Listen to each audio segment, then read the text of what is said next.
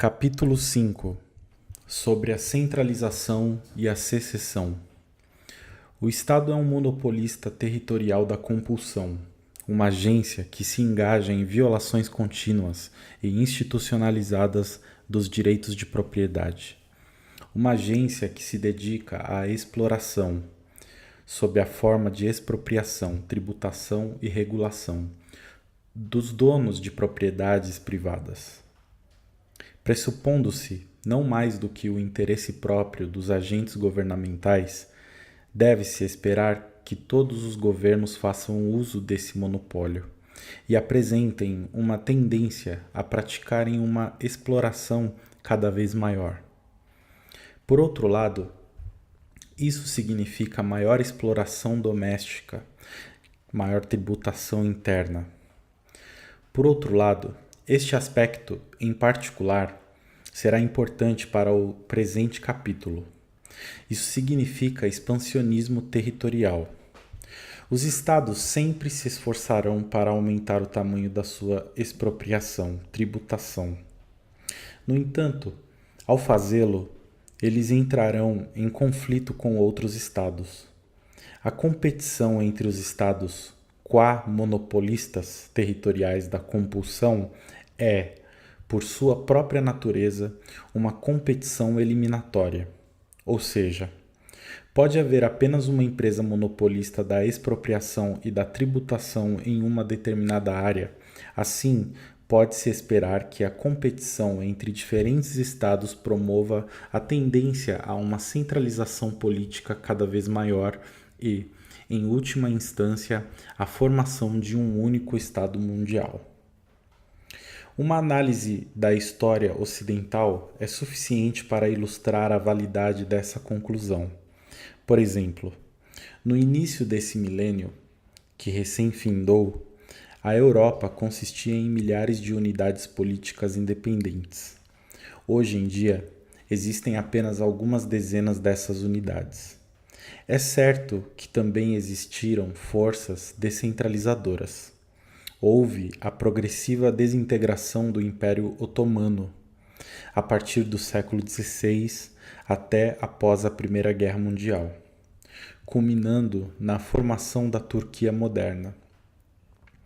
O descontíguo Império Habsburgo foi gradualmente desmembrado a partir da época da sua maior expansão sob Carlos V, até o seu pleno esvaecimento, sendo a Áustria moderna fundada em 1918. E só recentemente, diante dos nossos próprios olhos, o antigo Império Soviético se desintegrou. Há agora mais de uma dúzia de estados independentes no território da antiga União Soviética. A antiga Iugoslávia consiste agora nestes países: Eslovênia, Croácia, Sérvia, Macedônia e Bósnia. E os tchecos e os eslovacos dividiram-se e formaram países independentes. Entretanto, a tendência marcante foi no sentido oposto. Por exemplo, durante a segunda metade do século XVII, a Alemanha era composta por aproximadamente 234 países, 51 cidades livres e 1.500 propriedades senhoriais independentes.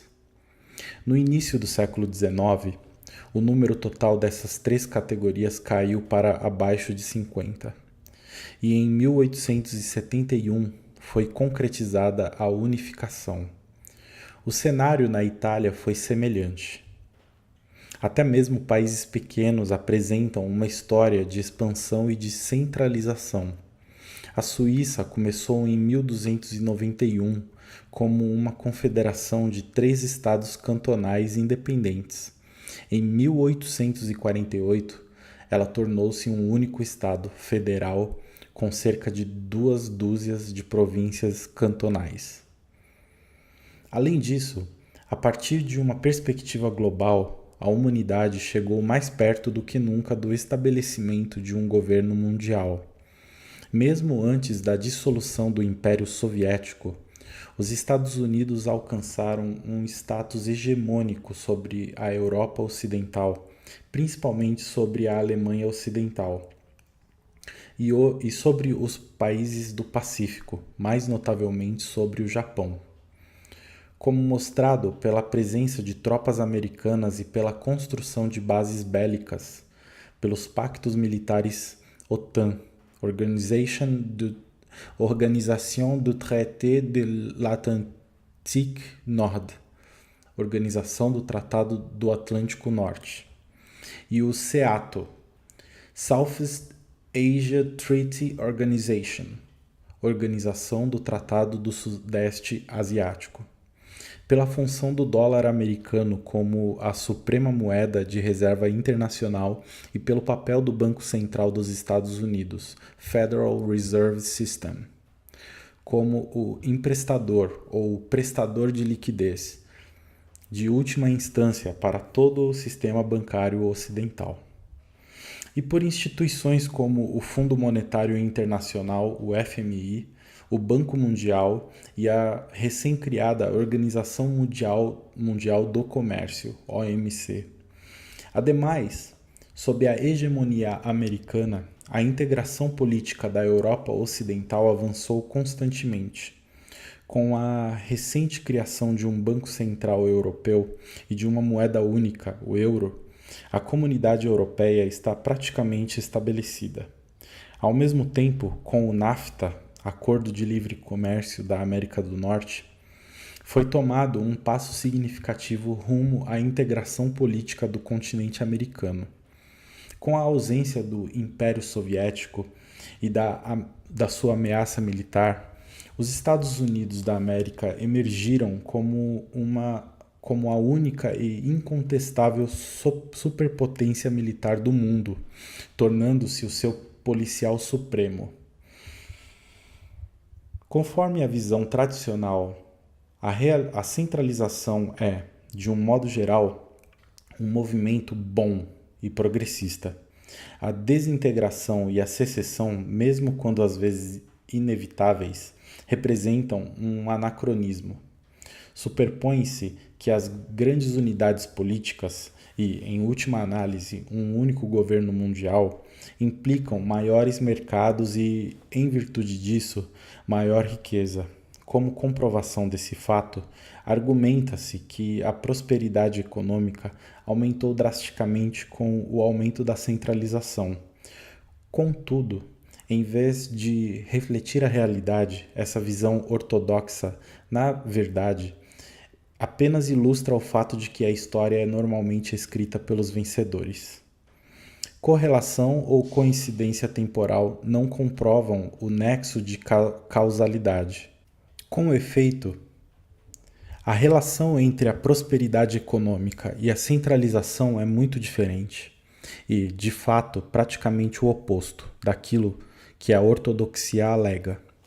A integração política, centralização, e a integração econômica, mercado, são dois fenômenos completamente diferentes. A integração política envolve a expansão territorial do poder de tributação e de regulação das propriedades, expropriação de um Estado. A integração econômica é a ampliação da divisão do trabalho e da participação no mercado em âmbito interpessoal e interregional. Em princípio, ao tributarem e regularem os proprietários e os assalariados, todos os governos são contraproducentes.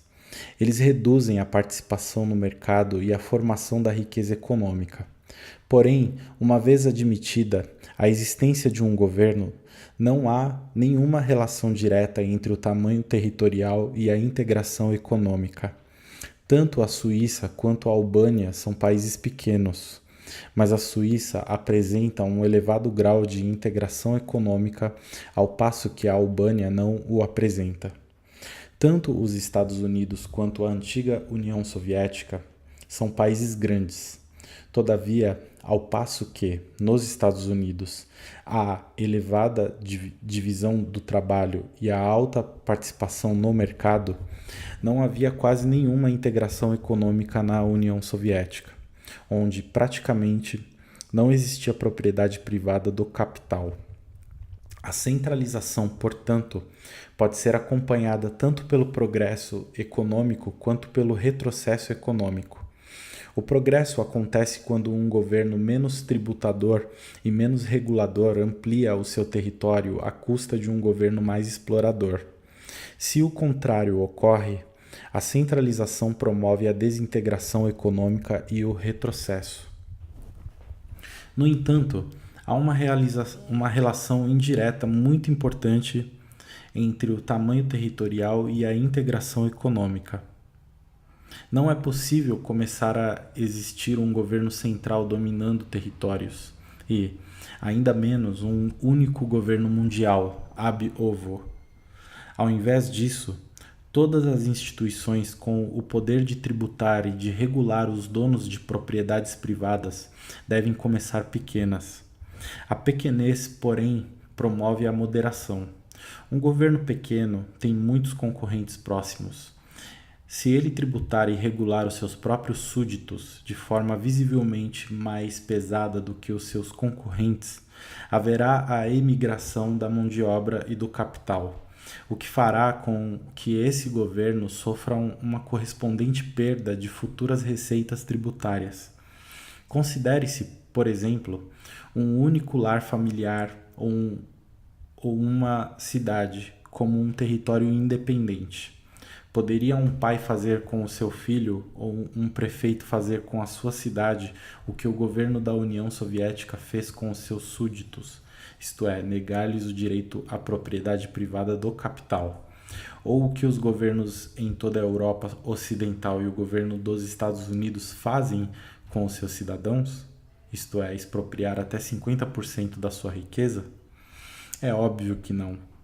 Haveria inevitavelmente uma imediata revolta com o governo sendo derrubado, ou 2, uma emigração para outro lar familiar ou outra cidade nas proximidades. Então, em oposição à visão tradicional, encontra-se precisamente no fato de que a Europa possui uma estrutura de poder altamente descentralizada, composta de inúmeras unidades políticas independentes, a explicação da origem do capitalismo, isto é, a ampliação da participação no mercado e o crescimento econômico no mundo ocidental. Não foi por acaso que o capitalismo inicialmente floresceu sob condições de extrema descentralização política, nas cidades-estados situadas no norte da Itália, no sul da Alemanha e nos secessionistas Países Baixos, Holanda. A competição entre estados pequenos por súditos tributáveis os conduz a conflitos uns contra os outros. Em consequência dos conflitos interestatais, ao longo dos séculos, alguns estados são bem-sucedidos na expansão dos seus territórios, ao passo que outros estados são eliminados ou incorporados. Quais estados são os vencedores nesse processo de competição eliminatória? Depende, obviamente, de muitos fatores, mas, no longo prazo, o fator decisivo é a quantidade relativa de recursos econômicos que um governo tem à sua disposição. Através da tributação e da regulação, os governos não contribuem positivamente para a criação da riqueza existente. Eles, contudo, podem influenciar negativamente a quantidade de riqueza existente. Ceteris paribus. Quanto menor for a carga tributária e regulatória imposta por um governo sobre a sua economia doméstica, maior tenderá a ser a sua população, devido a motivos internos, bem como a fatores imigratórios. E maior será a quantidade de riquezas produzidas no país que poderão ser utilizadas para financiar os seus conflitos com os estados vizinhos. Por esse motivo, a centralização é frequentemente progressiva. Os estados que pouco tributam e regulam as suas economias domésticas, estados liberais, tendem a expandir os seus territórios à custa dos estados não liberais. Isso explica a deflagração da Revolução Industrial na Inglaterra e na França centralizadas. Isso explica a razão por que a Europa Ocidental, ao longo do século XIX, passou a dominar o resto do mundo, e não o contrário, e o motivo por que tal colonialismo foi geralmente progressivo. Adicionalmente, isso explica a ascensão dos Estados Unidos para o status de superpotência durante o século XX. Todavia, quanto mais avançar esse processo de governos mais liberais derrotando governos menos liberais, isto é, quanto maiores forem os territórios, quanto menor for o número de estados concorrentes, quanto maior for a distância entre eles e, portanto, quanto mais dispendiosa for a migração internacional, menor será o incentivo de um governo para manter o seu liberalismo doméstico. Assim que nós nos aproximamos do limite de um Estado mundial, desaparecem todas as possibilidades de votação com os pés contra um determinado governo. Tanto faz o lugar ao qual migra um certo indivíduo. A mesma estrutura tributária e regulatória é aplicada.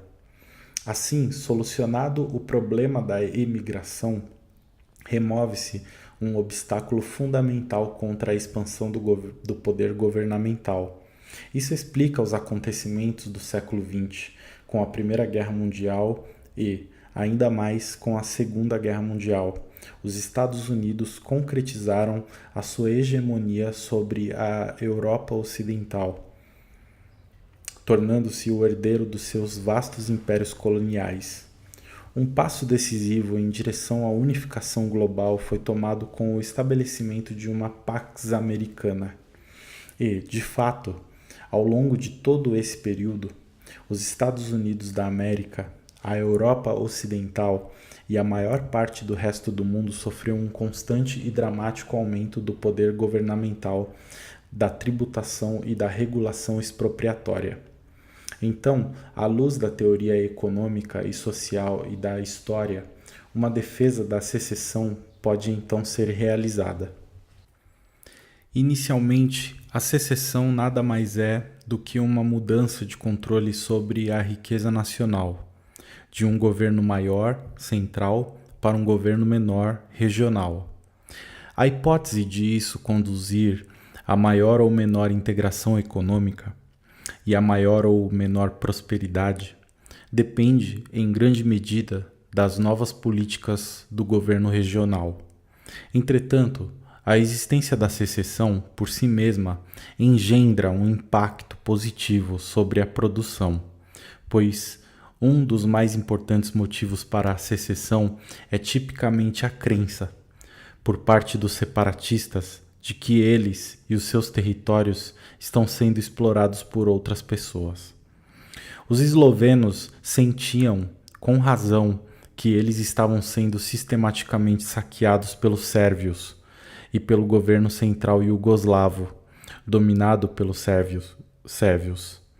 Os bálticos se ressentiam do fato de que eles tinham de pagar impostos para os russos e para o governo da União Soviética, dominado pelos russos.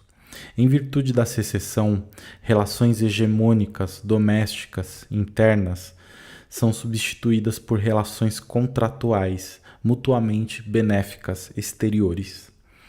Em vez de haver uma integração forçada, existe uma separação voluntária. A integração forçada, também ilustrada por medidas como o BISM, o controle de aluguéis, a ação afirmativa, as leis antidiscriminação e, conforme será explicado em breve, a imigração livre, invariavelmente gera tensão, ódio e conflito. Em contraste, a separação voluntária conduz à harmonia e à paz. Sob a integração forçada, qualquer fracasso ou erro pode ser culpa de um grupo ou uma cultura estrangeiro, e todo o sucesso ou acerto pode ser reivindicado como próprio. Assim, não há motivo para qualquer cultura aprender com outra. Sob um regime de separados, mas iguais, é preciso enfrentar a realidade não só da diversidade cultural, mas também, e em especial, dos níveis visivelmente diferentes de progresso cultural. Se um povo separatista deseja melhorar ou manter a sua posição vis-à-vis outro povo concorrente, o aprendizado discriminativo auxiliará nessa empreitada. É preciso imitar, assimilar e, se possível, melhorar as habilidades das práticas e das regras características das sociedades mais avançadas, e é necessário evitar os traços das sociedades menos avançadas. Ao invés de promover um nivelamento por baixo de culturas, como é o caso da integração forçada, a secessão estimula um processo cooperativo de seleção e de promoção cultural. Além disso, embora tudo dependa das políticas domésticas do novo governo regional, e embora não haja nenhuma relação direta entre o tamanho territorial e a integração econômica, existe uma importante ligação indireta. Assim como a centralização política, em última análise, tende a promover a desintegração econômica, a secessão tende a aprimorar a integração econômica e a promover o desenvolvimento. Em primeiro lugar, a secessão implica sempre o rompimento entre uma população menor e uma população maior, sendo, portanto, uma manifestação contra o princípio da democracia e do governo da maioria, em favor da propriedade privada descentralizada. Mais importante ainda, a secessão implica sempre o aumento de oportunidades de migração interregional, e um governo secessionista é imediatamente confrontado com a ameaça da emigração. A fim de evitar a perda dos seus súditos produtivos, tal governo fica sob crescente pressão para adotar políticas internas relativamente liberais, respeitando mais a propriedade privada e impondo uma menor carga tributária e regulatória do que os seus vizinhos. Afinal, com tantos territórios quanto o número de lares familiares, vilas, aldeias ou cidades, as oportunidades para a emigração economicamente motivada são maximizadas e o poder governamental sobre a economia doméstica minimizado. Mais especificamente, quanto menor for o país, maior será a pressão para optar pelo livre comércio, em detrimento do protecionismo. Todas as interferências governamentais no comércio exterior coercivamente limitam o alcance das trocas interterritoriais mutuamente benéficas, conduzindo, assim, ao empobrecimento relativo, tanto no interior do país quanto no estrangeiro. Porém, quanto menores forem o território e os seus mercados internos, mais dramático será esse efeito.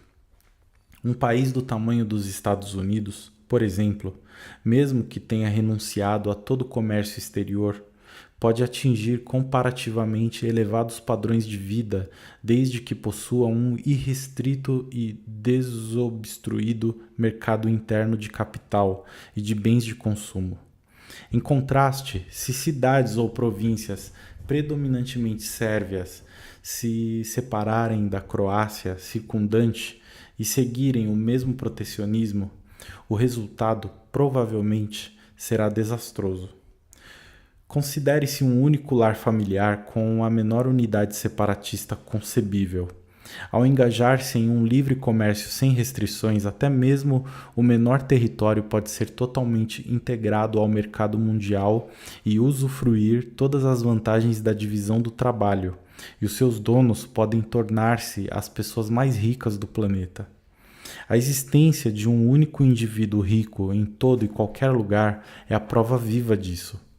Por outro lado, se os donos desse mesmo lar familiar decidirem renunciar a todo o comércio interterritorial, o resultado será uma pobreza extrema e abjeta ou até mesmo a morte. Portanto, quanto menores forem um território e seus mercados internos, maior será a probabilidade de essa localidade optar pelo livre comércio. Adicionalmente, a secessão também promove integração monetária. O processo de centralização também resultou na desintegração monetária, na destruição do antigo padrão internacional de moeda mercadoria padrão ouro, e na substituição desse padrão por um sistema de moedas governamentais de papel de livre flutuação dominado pelo dólar americano, isto é, um cartel global de falsificadores governamentais liderado pelos Estados Unidos. Todavia, um sistema de moedas de papel de livre flutuação, o ideal monetarista friedmaniano, rigorosamente falando, é, na prática, a ausência de um sistema monetário. Trata-se de um sistema disfuncional de escambo parcial, pervertendo-se a própria finalidade da moeda, que é facilitar as trocas ao invés de complicá-las. Isso se torna evidente quando se reconhece que, do ponto de vista da teoria econômica, não há nenhum significado especial no modo como as fronteiras nacionais são elaboradas. Porém, caso se imagine, então, uma proliferação de territórios nacionais cada vez menores, chegando, em última análise, ao ponto em que cada lar familiar constitui o seu próprio país. A proposta de Friedman revela-se como aquilo que ela realmente é, um verdadeiro absurdo. Pois, se todas as famílias emitissem a sua própria moeda de papel, o mundo retrocederia rapidamente ao escambo. Ninguém aceitaria a moeda de papel de ninguém. O cálculo econômico seria impossível e o comércio praticamente se paralisaria. É somente devido a séculos de centralização política e ao fato de que permanece apenas um número relativamente pequeno de países e de moedas nacionais, portanto, as consequências desintegradoras e as dificuldades calculacionais são muito menos graves, que isso pode ter sido negligenciado.